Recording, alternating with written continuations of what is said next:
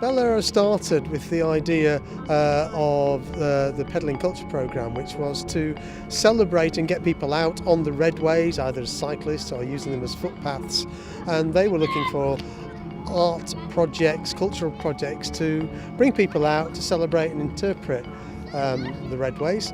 And the one thing that we as a music organisation could do was try and bring some music to that. So you think about bikes, what's the obvious thing that makes something musical? It's a bell. Now most bells are just a bell tone, they're not necessarily tuned.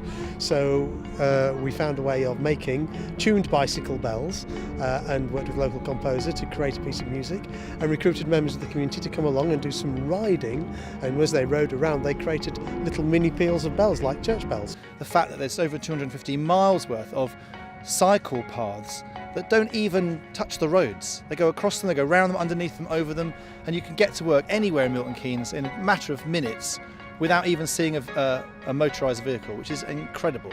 People do want to celebrate where they live, they want to celebrate their communities, they want to come together, and things like the Milton Keynes International Festival exist to bring them together not only as audiences but as participants in making performances, making art that they and the rest of the community can enjoy. So that's really what brings us here today with the Bell-ero project.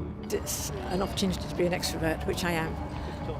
And to do different things. I mean, this music thing was amazing. I've never done music, and he's standing there and it's like being in an orchestra. I can imagine I'm the string section or something. Now you, it's wonderful. I like coming here because there's a lot of variety of like shows and that kind of stuff.